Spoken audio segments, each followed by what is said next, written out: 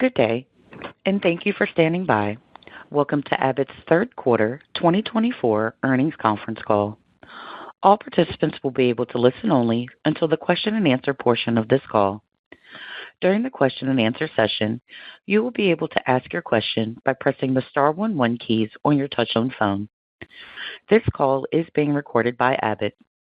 With the exception of any participant's questions asked during the question-and-answer session, the entire call, including the question-and-answer session, is material copyrighted by Abbott.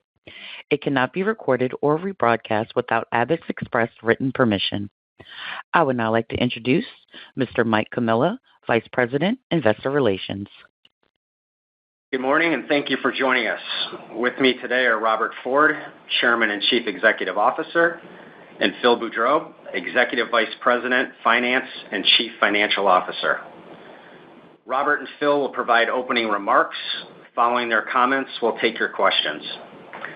Before we get started, some statements made today may be forward-looking for purposes of the Private Securities Litigation Reform Act of 1995, including the expected financial results for 2024.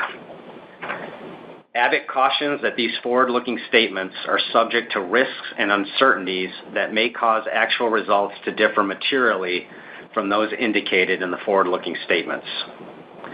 Economic, competitive, governmental, technological, and other factors that may affect Abbott's operations are discussed in Item 1A, Risk Factors, to our annual report on Form 10-K for the year ended December 31st, 2023.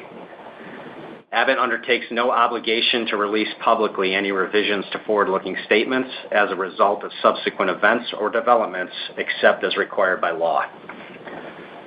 On today's conference call, as in the past, non-GAAP financial measures will be used to help investors understand Abbott's ongoing business performance. These non-GAAP financial measures are reconciled with the comparable GAAP financial measures in our earnings news release and regulatory filings from today, which are available on our website at abbott.com. Note that Abbott has not provided the GAAP financial measure for organic sales growth on a forward-looking basis because the company is unable to predict future changes in foreign exchange rates, which could impact reported sales growth. Unless otherwise noted, our commentary on sales growth refers to organic sales growth, which is defined in the press release issued earlier today. With that, I will now turn the call over to Robert. Thanks, Mike. Good morning, everyone. Thank you for joining us. Today, we reported organic sales growth of more than 8%, excluded COVID testing sales, and adjusted earnings per share of $1.21. In addition to delivering another quarter of strong financial performance, we accomplished several key objectives this quarter, which included entering new strategic partnerships, launching new products, and making several key advancements in our R&D pipeline. And I'll elaborate further on these accomplishments when discussing the performance of our businesses and summarize our third quarter results in more detail before turning the call over to Phil. And I'll start with nutrition, where sales increased 3.5% in the quarter. Growth in the quarter was led by double-digit growth in the U.S., and this included growth of 12% in U.S. pediatric nutrition, driven by market share gains in the infant formula business, and growth of 11.5% in U.S. adult nutrition, led by our market-leading Ensure and Glucerna brands. As the market leader in adult nutrition, we continue to expand our portfolio to meet the growing global demand for products that offer a combination of high protein, low sugar to help people optimize their health and wellness. Moving to diagnostics, where sales in core laboratory diagnostics increased 4.5%, excluded COVID testing sales.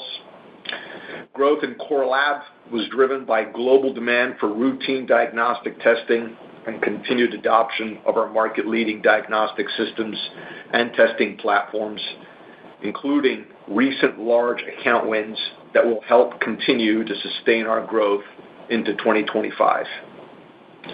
In our rapid and point-of-care diagnostic businesses, we continue to expand our test menus and capitalize on the growing demand for respiratory tests that can be performed at home or in more traditional healthcare settings. In September, we announced an exciting new partnership with the Big Ten Conference to help boost the U.S. blood supply through a blood donation competition. Students, alumni, and fans can donate blood for any of the 18 member universities at blood centers located across the country. And our goal with this competition is to help rebuild the nation's blood supply, which is currently at an extremely low level, while also helping to create a new generation of blood donors. Turning to EPD, where sales increased 7% in the quarter. Growth was well balanced across the markets and therapeutic areas in which we participate. Our performance this quarter was driven by double-digit growth in several countries across Latin America, Southeast Asia, and the Middle East, where our broad product portfolios focused on addressing local market needs continues to enhance our unique position in these markets. From a portfolio perspective, we continue to deliver broad-based growth across our key therapeutic areas of focus, including strong growth in the quarter in the areas of gastroenterology, cardiometabolic, central nervous system, and pain management. We also achieved several milestones this quarter as it relates to advancing our portfolio of biosimilars, which we built and continue to expand through collaboration agreements. The first of these biosimilars is on track to launch in emerging markets in late 2025. And I'll wrap up with our MedTech portfolio, where sales grew more than 13%. In diabetes care, sales of continuous glucose monitors exceeded $1.6 billion in the quarter and grew 21%. In August, we announced that we had entered into a unique global partnership with Medtronic to connect Abbott's world-leading Freestyle Libre CGM sensor with their automated insulin delivery systems. Abbott now has partnerships with 5 of the largest companies that offer automated insulin dosing pumps, allowing more people around the world to benefit from the connectivity with the Libre technology. In September, we announced the U.S. launch of Lingo, our new glucose monitoring sensor available for purchase without a prescription. The Lingo wearable sensor and app track real-time glucose data and provide personal insights and coaching based on your body's reaction to nutrition, exercise, and other lifestyle choices to help create healthier habits and improve overall well-being. In electrophysiology, growth of 14% was driven by double-digit growth in both the U.S. and international markets, and similar to previous quarters, the growth was broad-based across the portfolio, including double-digit growth in catheters and cardiac mapping-related products. We also achieved several important milestones as it relates to our electrophysiology new product pipeline, and this includes completing enrollment ahead of schedule in our Volt AF US IDE trial. And after we complete the required patient follow-up phase, we expect to file for FDA approval next year. Earlier this month, we announced that we began enrolling patients in our Focal Flex clinical trial. This is designed to assess our new TactiFlex Duo catheter, which offers physicians the option of using PFA and radiofrequency energy to treat atrial fibrillation. And finally, we received FDA approval and launched our new Advisor HD GridX mapping catheter, which further enhances the cardiac mapping process when using PFA or RF ablation catheters to treat AFib. In structural heart, growth of more than 16% was driven by growth across our market-leading comprehensive portfolio of surgical valves, structural interventions, and transcatheter repair and replacement products. This quarter, we continued to capture market share in TAVR and saw accelerating adoption of Amulet and TriClip, which we launched in the U.S. earlier this year. And earlier this month, CMS began the process of evaluating TriClip for a national coverage determination, which, if approved, would help expand the addressable market through broader access in the U.S. for this first-of-its-kind technology. In rhythm management, growth of 7% was led by Avere, our highly innovative leadless pacemaker, and Assert, our newest implantable cardiac monitor, which launched in the U.S. last year. In heart failure, growth of 14% was driven by our market-leading portfolio of heart assist devices, which offer treatment for chronic and temporary conditions. In vascular, growth of 5% was led by double-digit growth in vessel closure and coronary imaging, along with Esprit, our below-the-knee resorbable stent that launched in the U.S. in the second quarter. And lastly, in neuromodulation, sales grew 5%, driven by strong demand in international markets for our Eterna rechargeable spinal cord stimulation device. So in summary, we delivered another quarter of strong top-line growth, with sales growing more than 8%.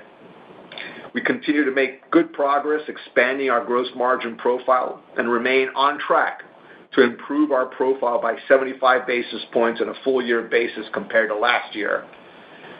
And as you saw, we achieved several important new product pipeline milestones this quarter, and we're well positioned for a strong finish to the year and have great momentum heading into 2025. And I'll now turn over the call to Phil. Thanks, Robert. As Mike mentioned earlier, please note that all references to sales growth rates, unless otherwise noted, are on an organic basis.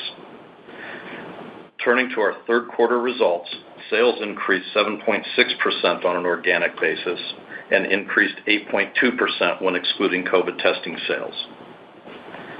Foreign exchange had an unfavorable year-over-year impact of 2.5% on third quarter sales. During the quarter, we saw the U.S. dollar weaken versus several currencies, which resulted in a favorable impact on sales compared to exchange rates at the time of our call in July. Regarding other aspects of the P&L, the adjusted gross margin ratio was 56.3% of sales, adjusted R&D was 6.5% of sales, and adjusted SG&A was 27.2% of sales in the third quarter. Lastly, our third quarter adjusted tax rate was 15%.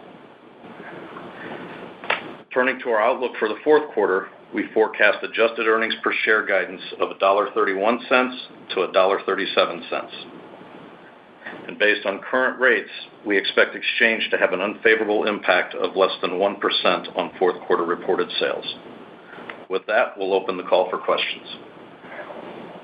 Thank you. At this time, we will conduct the question-and-answer session. As a reminder, to ask a question, you will need to press star 11 on your telephone. You will then hear an automated message advising you that your hand is raised. To withdraw your question, please press star 11 again. For optimal sound quality, we kindly ask that you please use your handset instead of your speakerphone when asking your question. And again, that's star 11 to ask a question. Please stand by. We compile the Q&A roster. And our first question will come from Travis Steed from BofA Securities. Your line is now open. Hi, good morning, everybody. So in Q3, devices were really strong, but nutrition and diagnostics came in below expectations, but you still maintain the full-year guidance, which is implying a step up of 9.5 or more growth in Q4. So just want to understand what happened in those divisions in Q3 and what's giving you the confidence to still reiterate the full-year revenue guidance. Sure, Travis.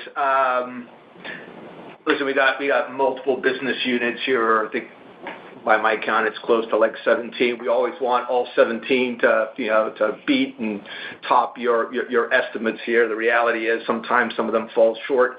And then the question is there something more long term? Is it more of a kind of a one-time kind of challenge? I put that more in the second bucket over here. I think one of the benefits that we do have in having a broad, diversified portfolio is that when you do have situations like that, Travis, other businesses can overperform and kind of make up for that. And I think that's what you saw in this quarter. I mean, you opened your question with devices did really good, and that's what helped us deliver on our quarter.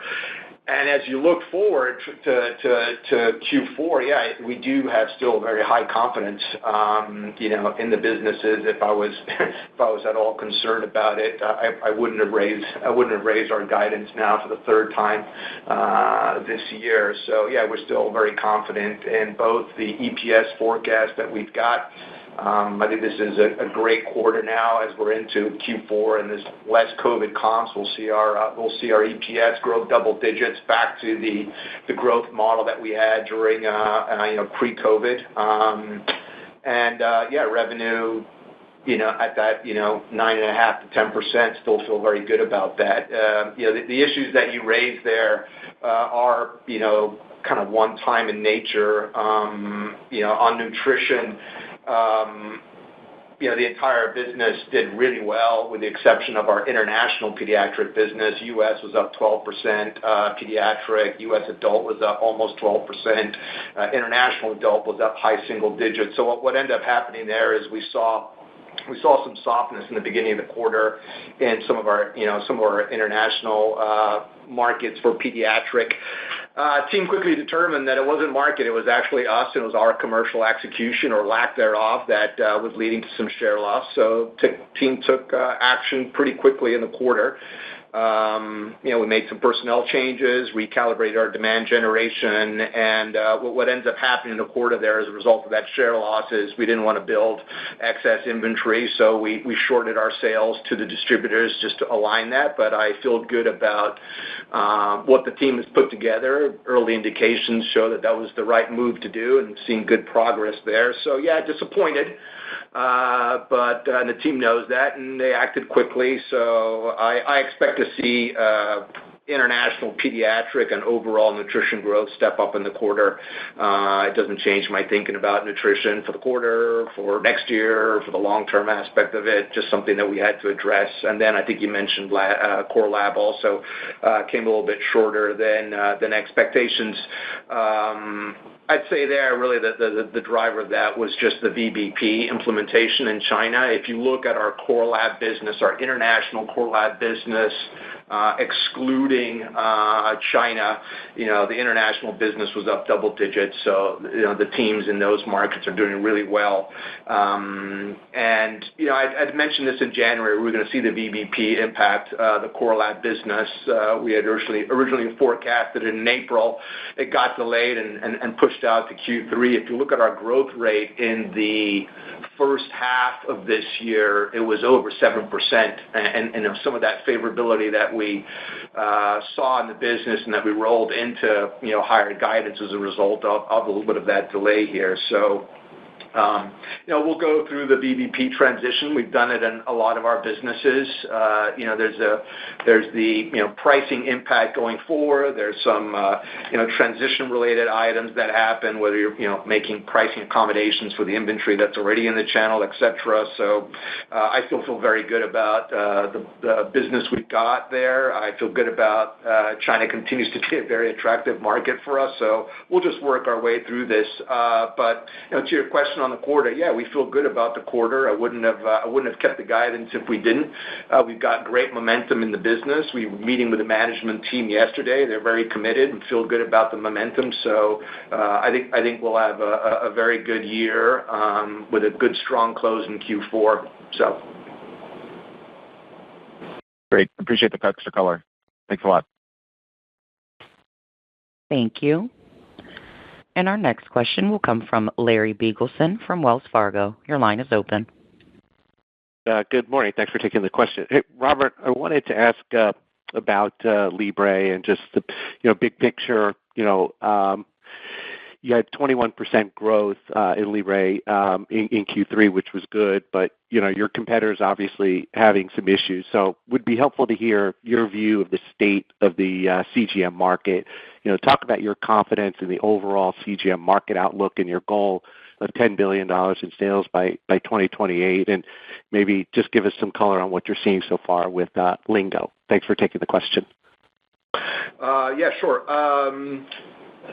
Larry, I've always been very bullish about this market and talked about this market a little bit differently than when we talk about general medtech markets, right?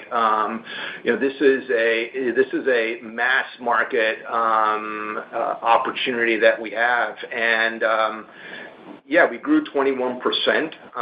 U.S. was actually up 26%, and we feel good about the market. The fundamentals are still very much there, and they're still very much intact. You've got about 10 million CGM users globally, I think, right now, and you got over 100 million diabetics in the developed world, over 500 million globally. So I think this is a market that's got mass market potential to it. As long as you stay ahead from a technology perspective, as long as you stay ahead from a scale perspective, as long as you stay ahead from a cost perspective, for me, those are the three elements here that allow us and have guided our strategy, from day one. I don't think that you're going to have some changes in a market, when you've got a market that's $12-13 billion growing 15%. There'll be more players for sure. There'll be more competition for sure. But we feel good about our position and the strategy that we've built. We've thought about this not just for the next year. We've been thinking about this. What is it going to look like a decade from now, and how we built our portfolio and our position. So I feel very good about this market, and I don't think there's anything fundamentally here that's significantly changed, at least from our internal way of thinking about it. I think this is a great opportunity for us. Libre it'll be a $6 billion plus product. It'll grow 20% this year. When we put out the $10 billion target, Larry, we talked about a compound annual growth rate of 15%. So we're ahead of that, and we're gonna work hard to make sure that we stay ahead of that, and we continue to gain share. We'll add $1 billion of revenue this year, add 1 million users. You got opportunities in type 1s on the pump side, on the connectivity side with pens. You got opportunities with type 2s and basal. I mean, I think that's just really still so much opportunity in those markets. So I feel very good about it. As we've talked about Libre, we always viewed it as a platform. So you mentioned Lingo. Glad to see that launch. Just as a reminder, we're really focusing here on a very different population with this technology, right? We're targeting people that don't have diabetes, so it's a little bit of a different kind of business model, sell model. But so far, seen really, really good early interest, great feedback from the users so far. The app, the data, the website, the Hello Lingo website, the delivery, the whole non-prescription stuff, that's working out very well. The 2-sensor pack is the most popular version right now, and I think it's a great way to start. I was looking at some of the initial reorder rates that came in last night, and wow, was I surprised at them.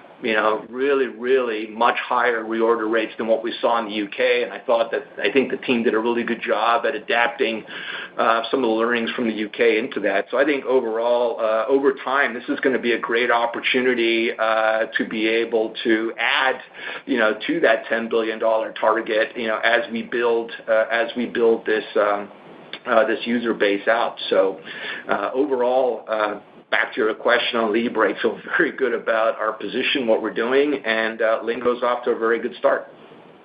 All right, great. Thanks so much. Thank you.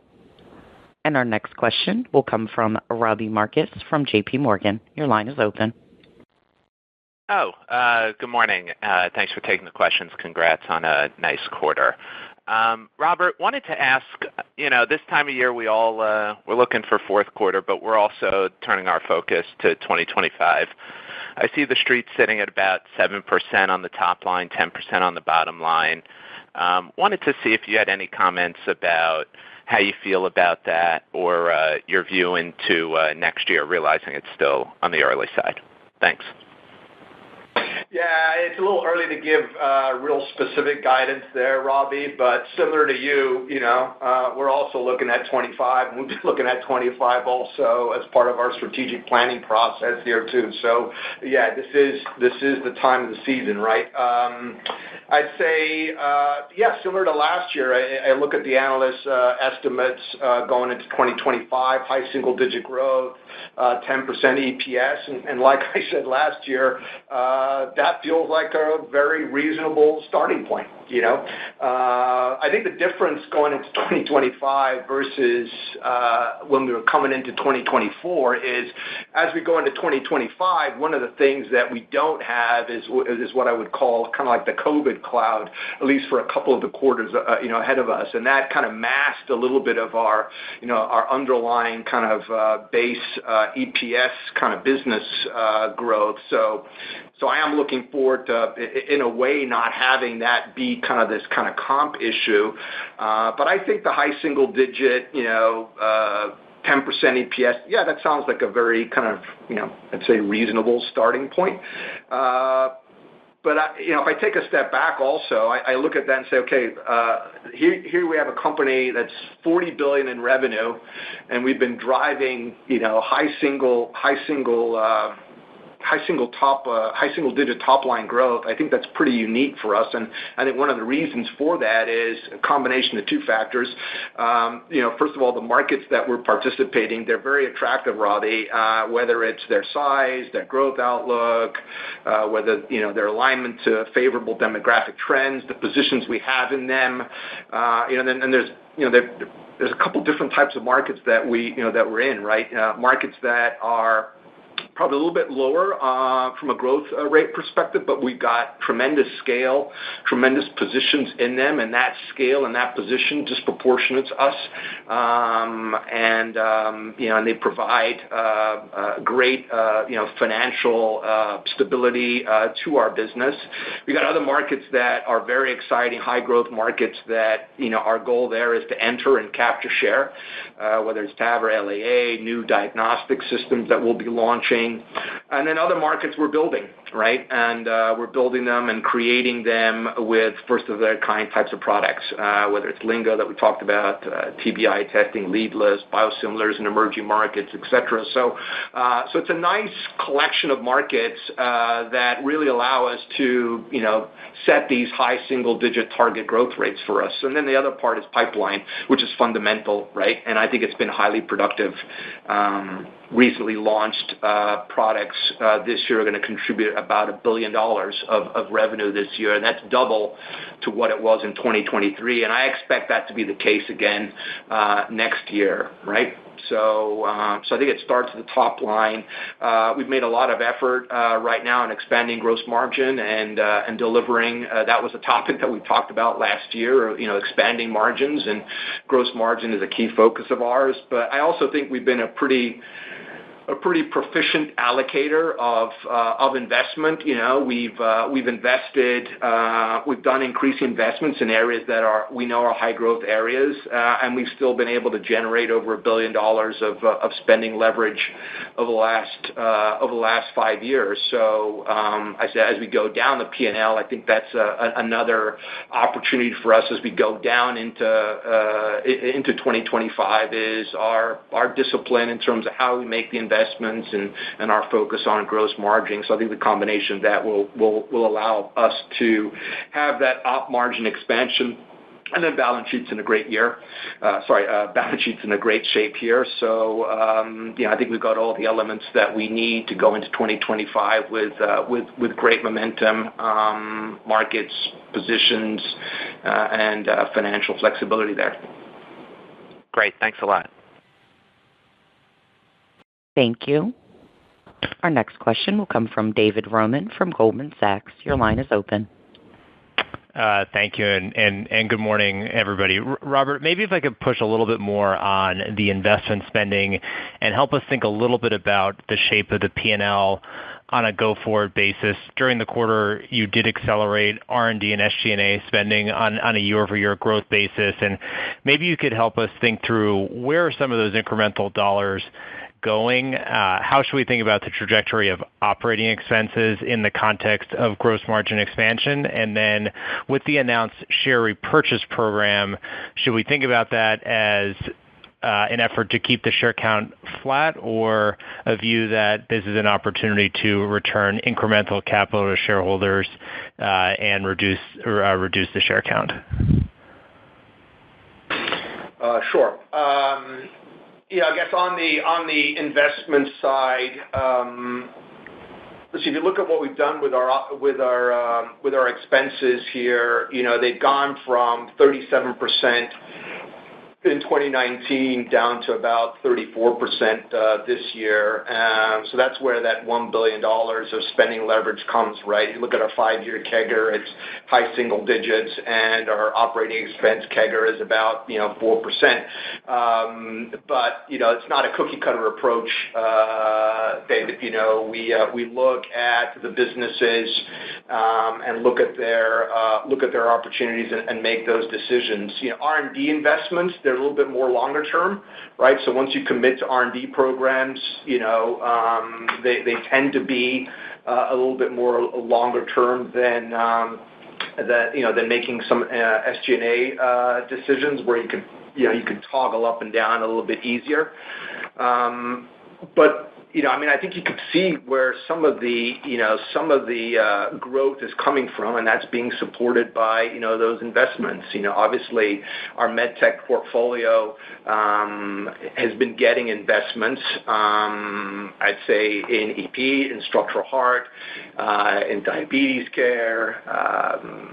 In neuromodulation. I mean, all of the businesses, they come with a strategic plan, and we look at where it makes more sense, whether it's to put more investment in the field with sales force and clinical people, whether it's to make the investment in a clinical trial.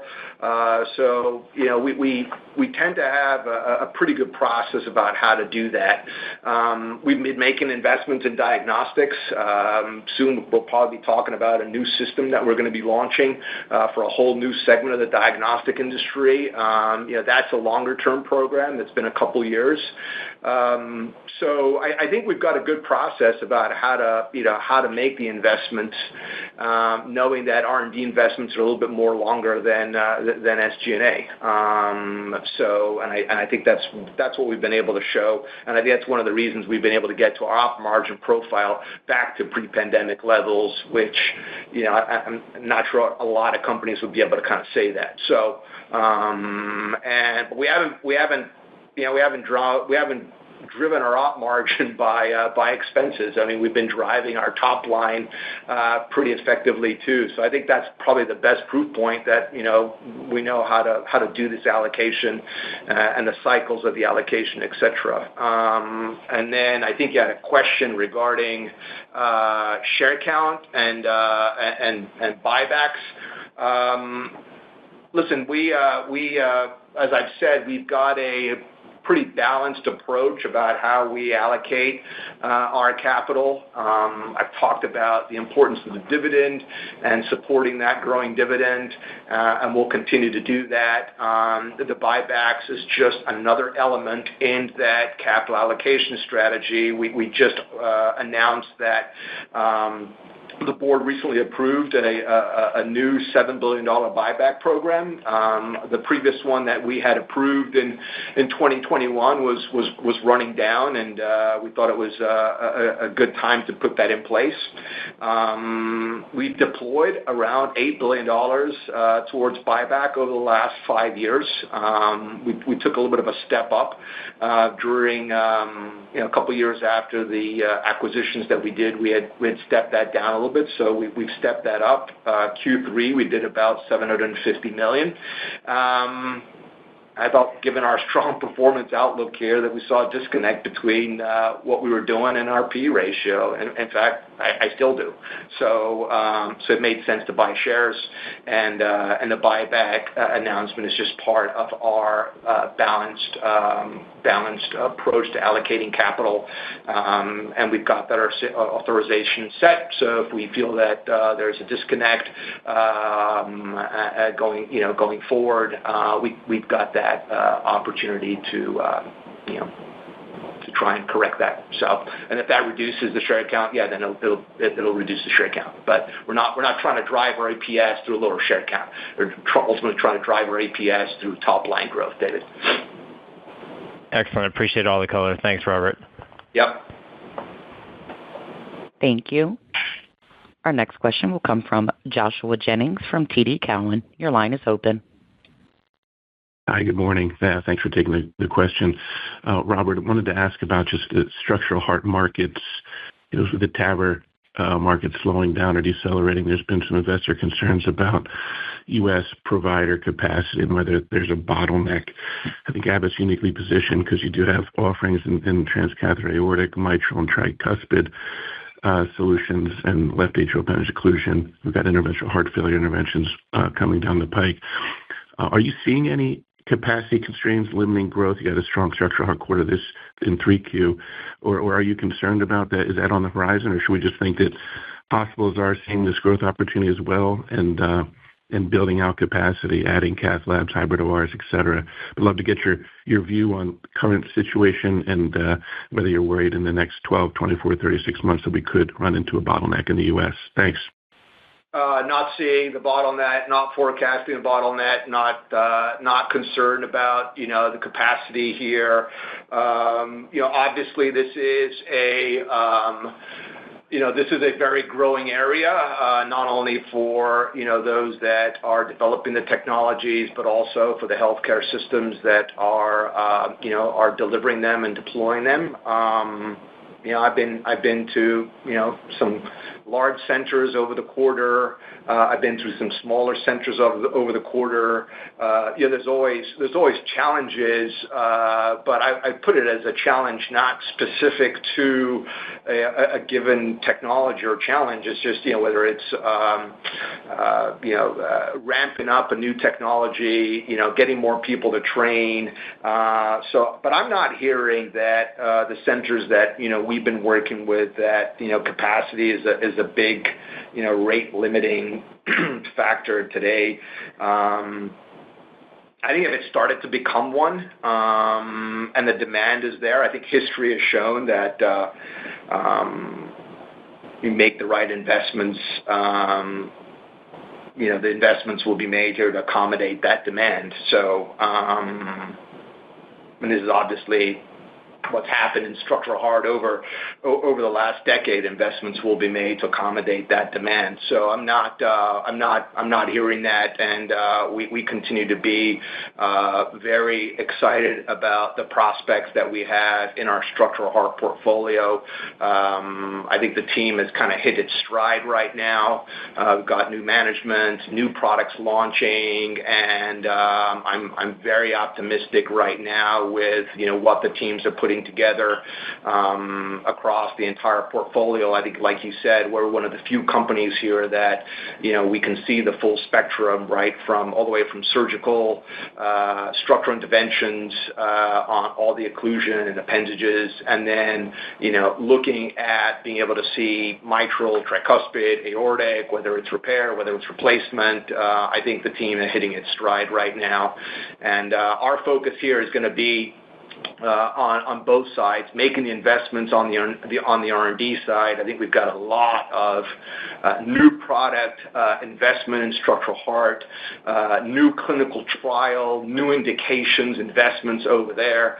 And I think the different part of our investment profile, and we've been doing that for many years in mitral, in structural heart, and I think that's why we have the portfolio we have. I think the piece that we're adding on now is like, okay, we've got the products. Now we've got to increase our field presence to support either the market share gain that we aspire to, or or to support these growing new fields, whether it's tricuspid. So our focus now is really to start to add more on the field side in these businesses to be able to kind of support that growth. But no, I think this is a tremendous area of growth, of opportunity, of underpenetration, of R&D, of clinical work. So we're really excited about it. Appreciate it. Thanks. Thank you. Our next question will come from Vijay Kumar from Evercore ISI. Your line is open. Hi, Robert. Good morning, and thanks for taking my question. I had one on, I guess, NEC and infant formula. The FDA, CDC, and NIH put out a joint statement. It's a pretty strong statement noting that there's perhaps no causative relationship between infant formula and NEC. So I guess my question is, how does this change Abbott's position in these lawsuits? Does it matter? What else can we expect from the government? Could we expect more announcements similar to this? What shape or form could it be? What can Abbott do to perhaps ring-fence liabilities related to these cases? Yeah, sure. Well, listen, as it relates to our position, it's great to see the statement, and I agree with you. I think it was a very strong statement. It doesn't change what I have been saying, which is, and the statement, seems to, be aligned and support what I hear from the market and what I hear from neonatologists, which is, these products they're medically necessary. They are considered the standard of care, and they're a valuable tool. They're valuable tools for the neonatologists in their decisions, and their discussions with parents on how to feed premature. And the labels, which is a component in all of this, they've been reviewed by the regulators, and never called for a neck warning. So this is a consensus statement made by these three agencies, three regulators here in the U.S., and they're basically Vijay. They're actually endorsing an expert panel with dozens of researchers that were conveyed by the Secretary of HHS. And I think the researchers issued a 100-page document or so. I think they looked at thousands of publications. I think it was 600 specific to the relationship between neck and feeding. And in that joint statement, the agencies, they've reiterated the importance of preterm formula as the standard of care, and they also clearly state there's no conclusive evidence that the formula causes neck. So I think this is only one of a handful of times where the three agencies, the most prominent and significant health agencies and regulators in the U.S. have come together and put out a joint statement. Obviously, we saw that during the COVID pandemic, but I think before that, I think it was during the HIV pandemic. So I think the statement says a lot, Vijay. At this point, the judge in our trial right now has not allowed the joint statement or the underlying report to be entered into evidence. I don't know the reasons there, but I think it would be, we believe that it's the joint statement, the report, the expert testimony. I think those are important pieces of information for a jury to consider as they're making their decisions. So I don't know how to cap that, but I would say beyond this case, and as the cases move to more the federal side, my expectation here is that the juries in these cases would be allowed to consider the criticality of that important evidence. So, to your question on the liability portion and kind of what to do, now, if I take a step back on this one, I've been thinking about this quite a bit. But as healthcare innovators, we develop healthcare products based on problems that we see. We run the clinical trials. We gather the data. We review the data with the regulators. You guys know this process pretty well. And ultimately, the regulator decides if the products are safe and they're fit for purpose, and they decide how they got to be labeled. And, that's the country, that's the market that I want to be in, where, the products, the labels, they're evaluated through a well-established regulatory process by expert regulators that, have unfettered access to the best scientific evidence, rather than trying to do this, regulate products through uncertainty and unpredictability of jury trials. So ultimately, to your question, if the regulatory process is disregarded, if the science is disregarded, it's going to be very difficult for any company to remain on the market with these products. Taking on that indefinite liability here, at least in the United States.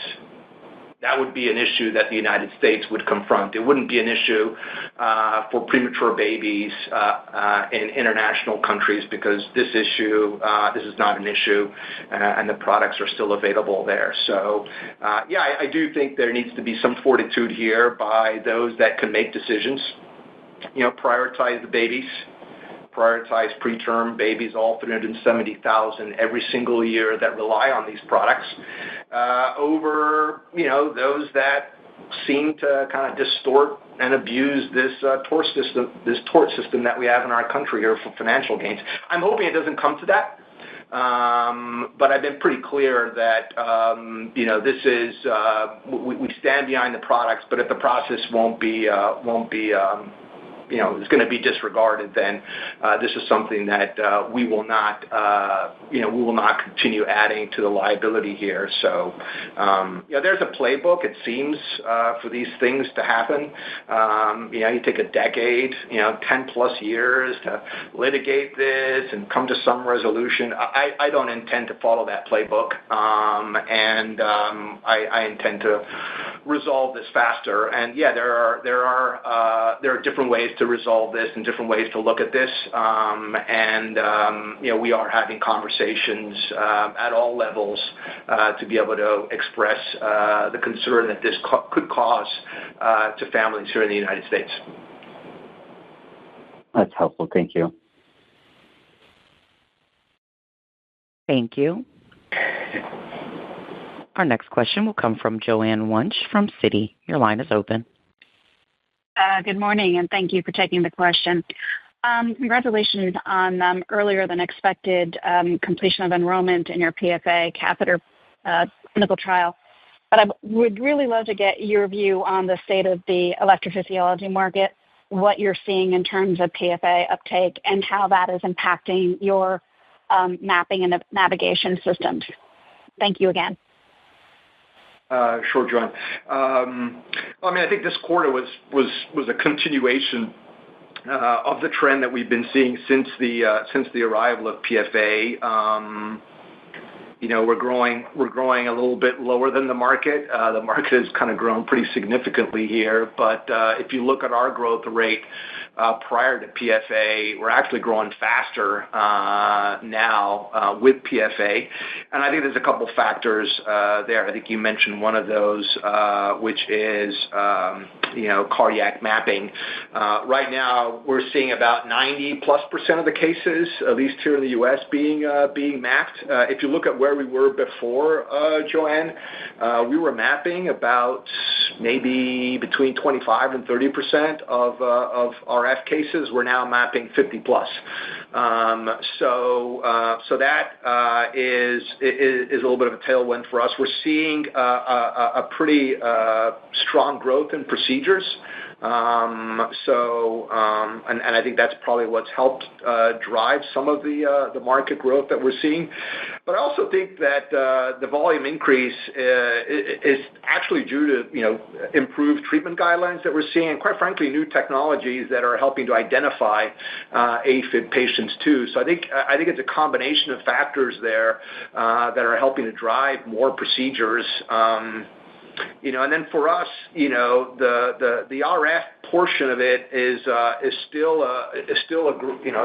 a growth piece for us. As I said in my comments, we grew ablation catheters double digits too. So we're seeing about 20% of the PFA cases, at least the ones that we're mapping, use RF catheters, and we're in those cases. So I think the key thing here is just to, at least right now, PFA is really being used for de novo procedures, right?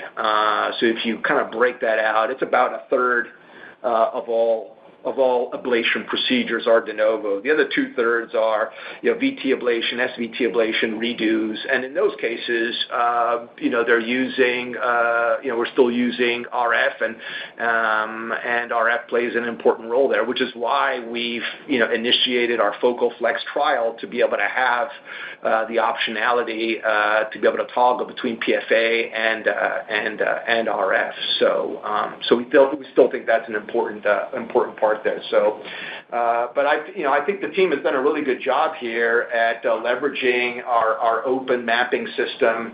I made comments. We use the open mapping system as a design input for R&D programs to start off with, and now that open system is allowing us to be in more cases and partner more with the electrophysiologists. So I think that is that's what we're seeing. And we're very committed to be able to bring PFA to the market. We've completed enrollment, like you said, and we completed the CE mark enrollment beginning of this year. So we're committed to the space, but we do feel that it's a full portfolio approach. You need good mapping, which is why we invested in our next generation HD grid. You need to have a PFA portfolio that's pretty complete. You need to have RF, and I think that's what the team's been building. I'd say very, very successfully. Wonderful. Thank you. Thank you. Our next question will come from Matt Miksic from Barclays. Your line is open. Hey, thanks so much for taking the question. I follow up on Libre and the diabetes business, and just a couple of topics that come up quite a bit, particularly in the last few months, around the market and competition. The first being kind of anything you can comment on regarding your share trends, and particularly in the DME channel. Anything you're doing there differently, what you're seeing. As a user of Lingo for the last couple of months, I compliment the team on putting together a great product. Question, just curious about the timing and the plan for Rio, and thoughts on potential reimbursement for that sort of non-insulin intensive type 2 community. And then lastly, just zooming out for a second and getting back to your comments and plans for gross margin, how, if you could, to scale the expansion into OTC of Libre and this platform kind of plays a role in hitting your 24 gross margin plans and your plans for expansion going forward as you scale this business. Thanks. You lined up a lot there, Matt. I'm going to make sure that Mike here helps me stay with all the questions that you laid out there. I think regarding your Libre question on competitiveness, I think the team has done a really good job here in the U.S., not just in the DME channel, but at the endos offices, at the primary care channel with the basal population. I think it's kind of an all-channel, real strong execution there. U.S., we grew 26% in the U.S. This quarter, and that was having some of the challenges we had there regarding some kind of temporary supply challenges with Libre 3. So we haven't really unleashed Libre 3 fully yet, and a lot of the share gains that we're getting are with Libre 2. But that piece of it is behind us. We invested in a new manufacturing line. We have a whole brand new manufacturing facility come up and towards the end of the year. So that'll as we go into next year, that'll all be kind of behind us. So I think our position here in the U.S. and globally, quite frankly, is strengthened by the product portfolio, the cost position that we have. You're mentioning gross margins in Libre. That's a key aspect here. We've always talked about you got to have cost leadership here, because as the market expands to basal and oral meds and GLP-1 users, and as that population grows, you're going to have a much larger TAM to operate in. But yeah, you're going to have to make some pricing adjustments to be able to get that reimbursement. So you got to have your cost structure in place to be able to benefit, have the top line growth and not have that come at the expense of gross margin. And our gross margins, as we've grown Libre, have actually expanded as our manufacturing scale continues to ramp up. Some of the costs associated with these products, because there's a lot of automation, we've been doing this from day one. Some of the costs are depreciation in the equipment. So as a lot of our facilities are running through their depreciation schedules, those will help our gross margins too. So I feel good about our opportunity to drive the market, to be competitive, to lead in technology, to lead in scale and cost, and take advantage of what we believe is a mass market opportunity for us. I think you had a question on Rio. Listen, the initial focus is on Lingo right now. We've got that. Think of Rio as another arrow here in the quiver that we can pull out. If we need to ahead of schedule, we do have a schedule. I'm not going to lay out what that schedule is, but for some reason we need to do that. We'll be able to do that. But the focus is on Lingo right now, and we've got a nice opportunity here to build a completely new segment of biowearables with consumers. So that's great. Operator, thanks so much. Operator, we'll take one more question, please. Thank you. And our last question will come from Danielle Antalffy from UBS. Your line is open. Good morning, guys. Thank you so much for squeezing me in. Congrats on a really good quarter here. I just want to follow up on the structural heart component of the business. Robert, you talked about this earlier in response to Josh's question, but just digging a little bit deeper as we look into 2025, I mean, you've got potential indication expansion for LAA closure, but you do have some competitive data coming on the tricuspid side of things at TCT and whether or not that shows a mortality benefit. So just curious about how you think about those two markets specifically and sustainable growth in those franchises. There's some puts and takes there. So just wanted to get your sense of how to think about that as we head into next year. Thanks so much.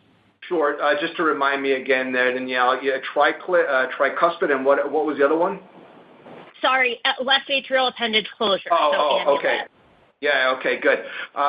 These are great areas of investment for us, and the investment of money, time, effort, thinking power, all of that. So, I think, as I said on, business hitting its stride, I definitely would say that about the Amulet team. They're definitely hitting their stride. We saw nice growth this quarter, 25% globally, 40% growth in the U.S. here. So, and we're making the investments. I mean, I think you saw our registry data shows really good positive results from Amulet. 95% of the closure rates achieved and sustained after 45 days. I think that's pretty good. 90% closure rate when using Amulet for those that have failed proper closure with a competitor product. So but we're investing in there. We've got our Catalyst trial that's looking at comparing Amulet to anticoagulants with people that have a risk of AFib. Expect to complete that trial next year. And then the team's been working on a Amulet 2.0. And I expect that we will be beginning or entering the trial in that business with that product towards the end of this year. So really nice progress on the appendage side, whether it's Amulet and quite frankly PFO too is doing really well, and that's a great growth driver for us too. On the tricuspid side, there's going to be a lot of data coming out, over the next 12, 24 months. I expect that. I think with any new category here, Danielle, you're going to have to make the investments. I mean, nobody was doing anything from an interventional perspective on the tricuspid, right? So as companies are developing technologies, I think you are going to see a lot of clinical readouts and clinical data, more to be able to kind of support the use of these technologies. I think we saw one recently at ESC, specifically to TriClip, a European study, and this is the second RCT that's basically confirming what the Triluminate RCTs showed, which is much superior to medical therapy and extremely effective at reducing TR. So I think that that's an area of investment for us without a doubt. I think that there's an opportunity here that the team's been working on regarding our full portfolio approach with our structural products, and I think TriClip plays an important role there. We're excited about the NCD that was opened and looking forward to that. So that's another opportunity for us in 2025. But quite frankly, I just think there's a great opportunity here with our team. We've got, I would say, some built-in advantages as it comes to the TriClip product. We've got manufacturing scale, the sales force, and all of that, and there's definitely demand, and we're seeing that, and the launch is going very well. So I think that you're going to see more data, and that's good. It's a growth opportunity for us. I think this is a $1 billion business for us here over time. But we're going to have to make the investments on the clinical side to be able to kind of support the adoption of it. So very excited about structural heart overall, and ultimately excited about the entire company and business. We've had a really pleased with the performance of the first 3 quarters. We're on track to finish the year at the high end of the initial guidance that we provided back in January. Sales growth has been strong. Gross margin profile continues to expand. EPS growth is now accelerating throughout the year as we are lapping some of those COVID comps. The pipeline is richer than ever. So I think we've got great momentum heading into next year. And with that, I'm gonna wrap up and thank all of you for joining us. Thank you, operator. Thank you all for your questions. This now concludes Abbott's conference call.